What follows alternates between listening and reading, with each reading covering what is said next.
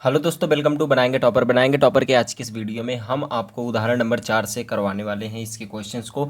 और साथ ही साथ हम आपको ये भी बताएंगे कि इसमें एक टर्म आया है। सबसे पहले तो उसको सीख लेते हैं कि ताश के पत्ते क्या होते हैं। ठीक है, अच्छी तरह से फेंटी गई 52 पत्तों की एक गड्डी में से एक पत्ता निकाला जाता है। तो ताश की गड्डी में 52 पत्ते होते हैं। कितने पत्ते होते हैं, कौन कौन से पत्ते होते हैं, ठीक है।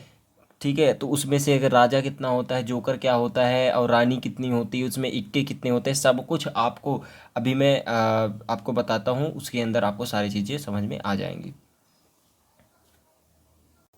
तो दोस्तों, हम यहाँ पर देख रहे हैं कि ताश के 52 पत्ते यहाँ पर दिए गए हैं। ताश के 52 पत्तों में हम देख रहे हैं ये है हुकुम का। क्या है, इसको हम हुकुम बोलते हैं। ये वाला जो आप पार्ट देख रहे हो, ये वाला रो, जितना भी रो है ये, ठीक है, ये सारा रो क्या है, हुकुम का है। ये नीचे आप देख रहे हैं पान का है, सॉरी पान है। उसके बाद क्या है, ये क्या है, चिड़ी है। ये ईंट कहलाता है। जो चौथा वाला कॉलम दिया गया है, रो दिया गया है, इसके अंदर जो है क्या दिए गए हैं, ईंट दिए गए हैं। अब यहाँ पर अगर हम कॉलम को देखें, जो ये कॉलम दिया गया है, इसमें 2 नंबर दिया गया है। नंबर 2 के जो इक्के हैं, दो ए के नंबर दुक, जिसे आप दुक्की बोलते हैं, इसको तिक्की बोलते हैं, ऐसे ऐसे करके बोलते हैं ना। तो यहाँ पर जो है 3 नंबर दिया गया है, यहाँ पर 4 नंबर, 5 नंबर, 6 नंबर, 7, 8, 9, 10 करके दिए गए होते हैं। ठीक, उसके बाद जो आप देखते हो, ये वाला जो पार्ट आप देखते हो, इस वाले पार्ट को हम बोलते हैं, इस वाले पार्ट को हम बोलते हैं जोकर। क्या बोलते हैं, जोकर बोलते हैं। जो कि 4 जोकर होते हैं, इसको आपको पता होना चाहिए, 4 जोकर होते हैं। ठीक, और यहाँ पर हम देख रहे हैं कि क्वीन कितने होते हैं, 1 2 3 4 क्वीन होते हैं। ठीक, 4 क्वीन होते हैं।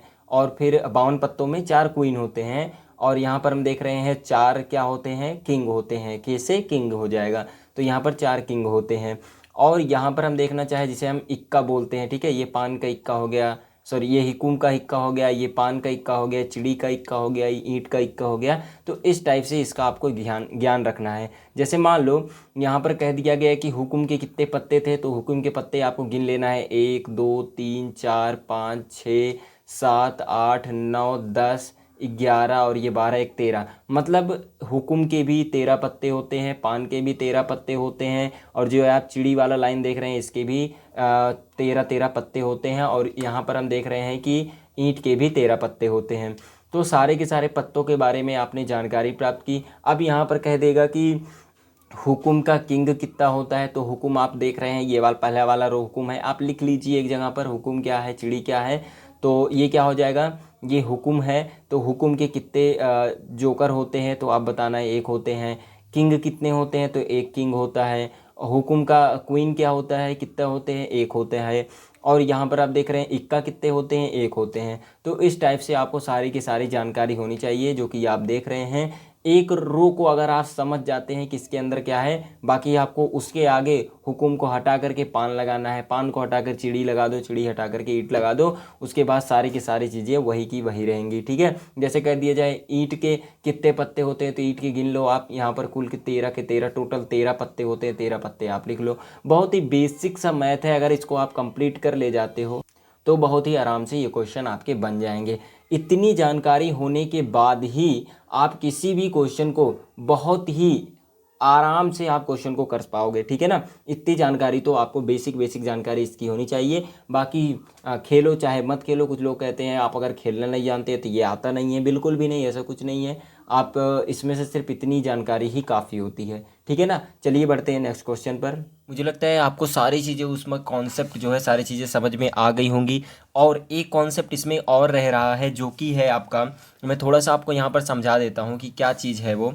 यहाँ पर ये चीज़ है कि जैसे मान लो एक जो है देखते हैं सबसे पहले, जैसे मान लो कोई भी प्रायिकता दी गई होती है, कोई भी प्रायिकता यहाँ पर अगर दी गई है, ठीक है, तो उस प्रायिकता में जैसे हमने क्या किया था, इससे पहले वाला क्वेश्चन किया था। यहाँ पर देखो, आपने इससे पहले वाला क्वेश्चन तीसरा ये किया था कि 4 से बड़ी अनुकूल परिणामों की संख्या, परिणाम बराबर 2 है, और 4 से बड़ी उसकी जो प्रायिकता होगी वो कितनी आई, 1/3 आई। तो इस सिस्टम के लिए जो भी इस सिस्टम बना था, परिणाम जो कि था संभावित परिणाम 1 2 3 4, इस सिस्टम, ध्यान से समझना बात को, मैं क्या कहने जा रहा हूँ, ठीक है।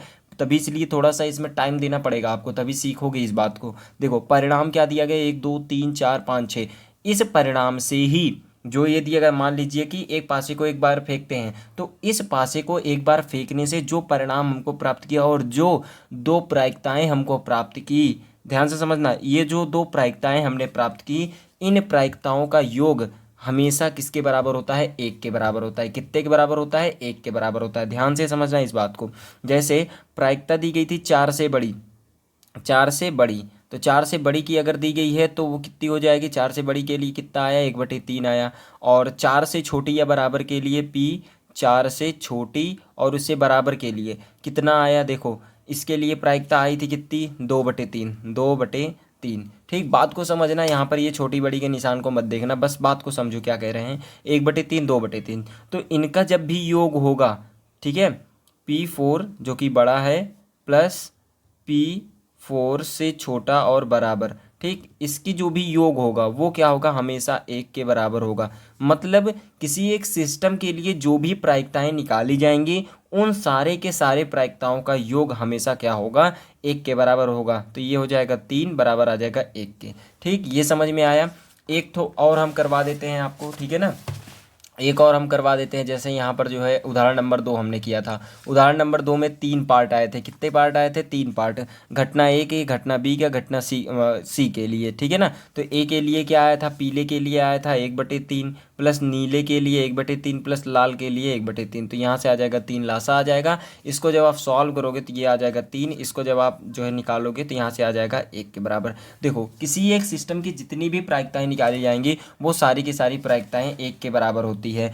अब जैसे यहाँ पर एक चीज़ और कह दिया जाए, यहाँ पर एक चीज़ और कह दिया जाए कि अच्छा, ये भी याद रखो कि जब अगर आपको जैसे यहाँ पर जो है दिया गया था प्रायिकता 4 से बड़ी, प्रायिकता 4 से छोटी और बराबर, इस टाइप का दिया जाएगा तो आप ऐसे भी लिख सकते हो कि प्रायिकता 4 से बड़ी अगर आपको मालूम हो, ठीक है, और एक मालूम हो, एक तो आप जानते हैं सभी प्रायिकताओं का योग होता है, इसमें से अगर आप प्रायिकता 4 से छोटी और बराबर को अगर आप घटा देते हो तो आपको प्रायिकता P की जो बड़ी प्रायिकता है वो मिल जाएगी। ठीक है, मतलब इसको हम बोलते हैं P नहीं, क्या बोलते हैं, या E नहीं, जो भी इवेंट होगा उसके लिए हम कहेंगे E नहीं की प्रायिकता बोलेंगे।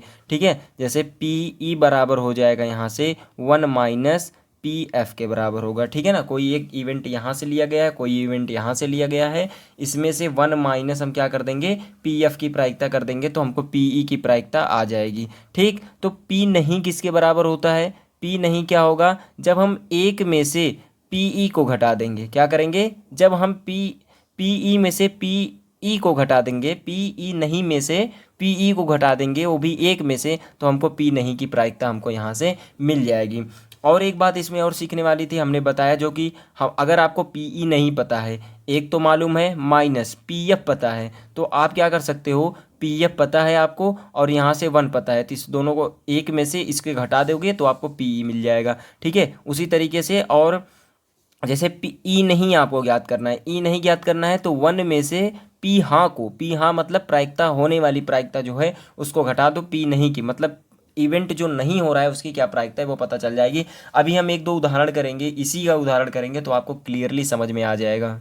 अगर आपने 52 पत्तों को समझ लिया है कि कितने होते हैं, कैसे होते हैं, ठीक है, तो आपको इसको समझने में बिल्कुल भी प्रॉब्लम नहीं आएगी। तो यहाँ पर सबसे पहले तो हम लिख लेते हैं कुल संभावित परिणाम कितने होंगे। तो कुल संभावित अच्छे प्रकार से फेंटी गई 52 पत्तों की एक गड्डी है, तो यहाँ पर हम लिख देते हैं कुल संभावित परिणाम बराबर कुल संभावित परिणाम बराबर हो जाएगा यहाँ से 52 पत्तों का क्या है? कुल संभावित परिणाम है। पहला क्या कह रहा है? एक इक्का होना। देखो, किसी भी 52 पत्तों के अंदर, ठीक है, जब भी आप कोई गड्डी लोगे उस गड्डी के अंदर सॉरी यार, मुझे कि गाड़ी याद आ गई, पंजाबी में गाना होता है ना गड्डी, वो याद आ गया यार। चलो कंसंट्रेट करते हैं, पहले तो देखते हैं इसके अंदर क्या दिया गया है। तो इस गड्डी के अंदर, ठीक है ना, गड्डी, देखो हमने सही बोला आपकी बार, पत्तों की एक जो गड्डी है, इस गड्डी के अंदर यहाँ पर कितने इक्के होते हैं? सबसे पहले तो आपने लास्ट वाला रो जो है उसको देखा होगा एकदम, जो इक्के का था, ठीक है, बड़ा सा एक हुकुम का इक्का था, एक पान था, एक जो एक एक वाले होते हैं जिसमें ए लिखा होता है, वो सभी क्या होते हैं? इक्के होते हैं। तो 52 पत्तों में कुल कितने इक्के होते हैं भाई साहब? 4 इक्के होते हैं। तो सबसे पहले लिख देते हैं एक इक्का होने का अनुकूल परिणाम बराबर एक इक्का होने का इक्का होने का अनुकूल परिणाम बराबर हो जाएगा, यहाँ से 4 परिणाम निकलेंगे। ठीक है, इससे तो इसकी जो प्रायिकता, मान लो इसकी परिणाम को हम ई मान लेते हैं, ठीक है ना, इसके इवेंट को हम ई मान लेते हैं, तो ई अगर मान लेंगे तो पी ई की जो प्रायिकता होगी वो किसके बराबर हो जाएगी, बता दो भैया।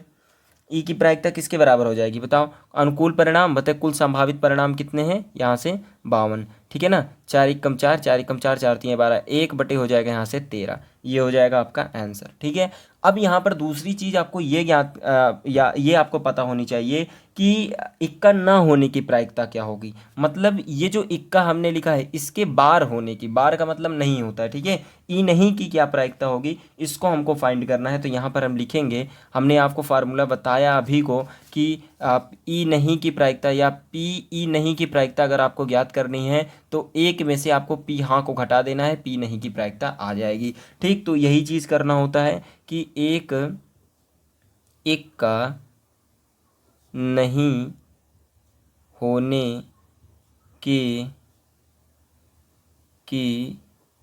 प्रायिकता होने के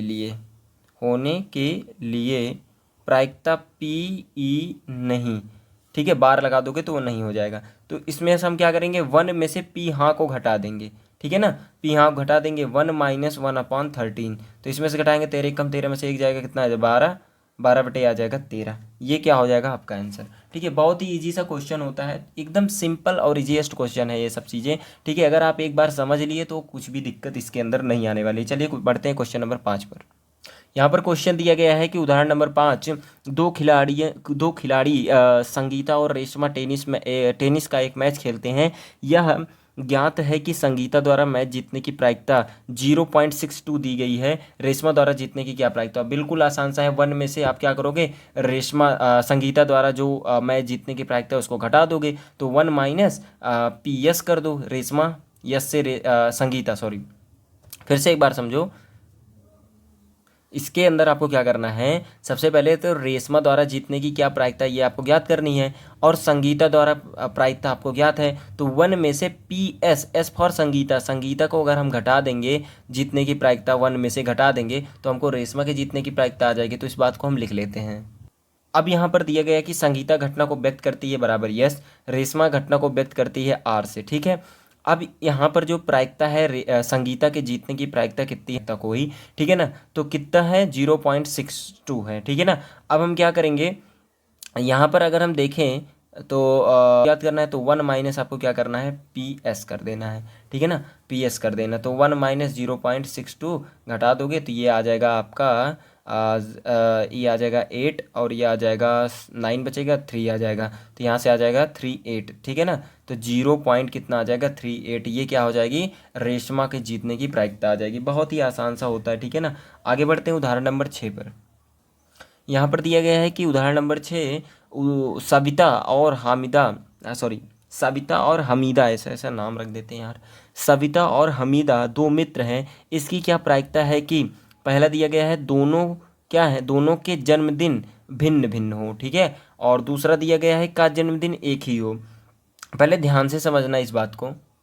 अच्छा, हम यहाँ पर अगर बताएं कि साल के अंदर कितने दिन होते हैं, ठीक है ना, साल के अंदर 365 दिन होते हैं, एक लीपी वर्ष में 365 दिन होते हैं। इस 365 दिन को आप क्या मानोगे, कुल संभावित परिणाम मानोगे। क्या मानोगे, कुल संभावित परिणाम मानोगे, जो कि क्या होगा भाई, साल भर में यही इसी में से तो कोई ना कोई दिन ऐसा होगा जिस दिन क्या होगा, हामिदा का या सविता का जन्मदिन होगा, और दोनों कह रहे हैं दोनों का अलग अलग होगा। देखो, जिस दिन, ये भी समझो, जिस दिन हमीदा का जन्मदिन होगा उस दिन सविता का नहीं होगा, अलग अलग कह रहे हैं।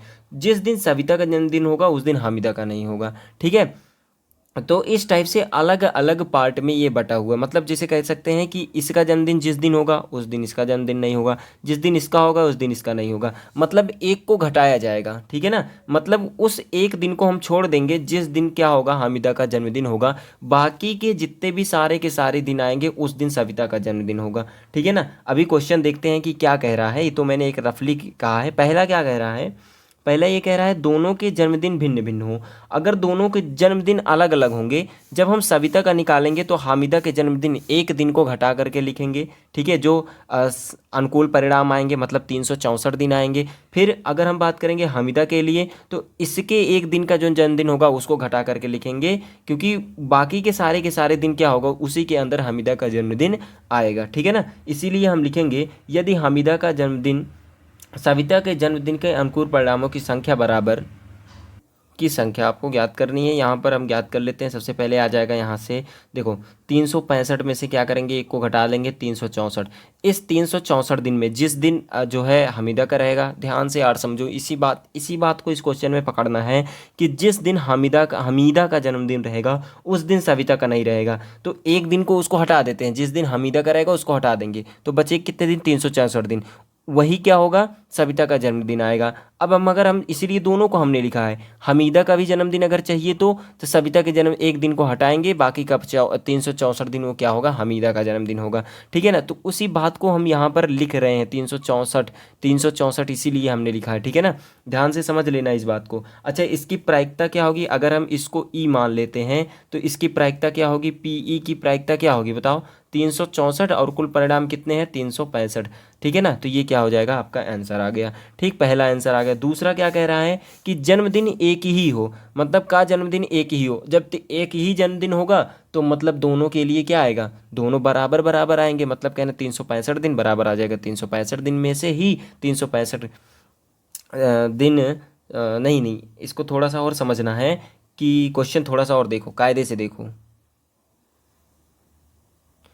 दूसरा क्वेश्चन यहाँ से दिया है कि दोनों का जन्मदिन एक ही हो, तो दोनों का जन्मदिन एक ही होगा तो मतलब एक दिन होगा, चाहे जो सा होगा। तो यहाँ पर इसके लिए अनुकूल परिणाम क्या आएंगे, अनुकूल परिणाम बराबर एक हो जाएगा। भाई एक ही दिन दोनों का है तो एक ही दिन सभी के लिए आ जाएगा, तो अनुकूल परिणाम कितने आ जाएंगे, एक। और इसके लिए जो प्रायिकता निकल के आएगी, प्रायिकता इसको हम एफ मान लेते हैं, ठीक है ना। इसको हम परिणाम को अगर हम एफ मान लें तो प्रायिकता एफ की कितनी आ जाएगी, 1/365 आ जाएगी। यही आपका आंसर हो गया। बहुत ही इजी सा आंसर था, फिर से एक बार इसको देख लो, ठीक है, ना समझ में आया हो तो, ठीक है ना। यहाँ पर देखो सविता और हामिदा दो मित्र हैं, इसकी क्या प्रायिकता है कि दोनों क्या हैं, भिन्न भिन्न हो, उनके जो जन्मदिन हो वो क्या हो, अलग अलग हो। जब दोनों के जन्मदिन अलग अलग होंगे उसके जो एक दिन होगा, कहने का मतलब एक दिन, अगर हमीदा का जन्मदिन है बाकी के 364 दिनों के अंदर ही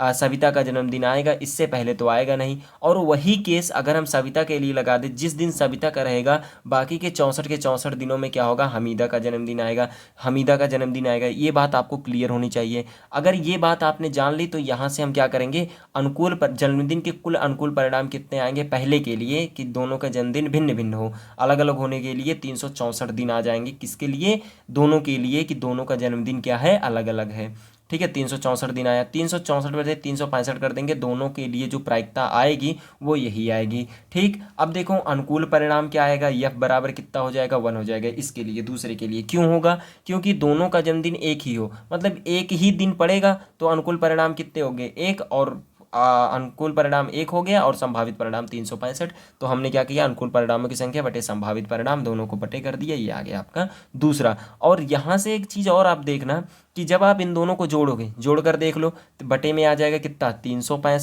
365, इसमें 364 प्लस का 1 जोड़ोगे तो 365 बटे 365 बराबर आ जाएगा 1 के। देखा आपने ना, यहाँ पर हमने कहा था कि जो इवेंट घटेगा उस इवेंट के अंदर जितनी भी प्रायिकताएं निकाली जाएंगी वो सारी की सारी प्रायिकताएं का योग जो होगा वो 1 के बराबर होता है। ये चीज़ हमने कई बार प्रूफ किया है। तो ठीक है, आज के लिए इतना ही रखते हैं, मिलते हैं अगले वीडियो में। चलिए, और आप लोग चैनल पर नए हैं तो प्लीज़ सब्सक्राइब कर लेना, क्योंकि सारा का सारा लेक्चर आपको यहीं पर ही प्रोवाइड होगा क्लास 10th का, ठीक है। जल्दी से जल्दी आप चैनल को सब्सक्राइब कर लो और बेल आइकन को जरूर से जरूर प्रेस कर लो। चलिए बढ़ते हैं नेक्स्ट वीडियो में।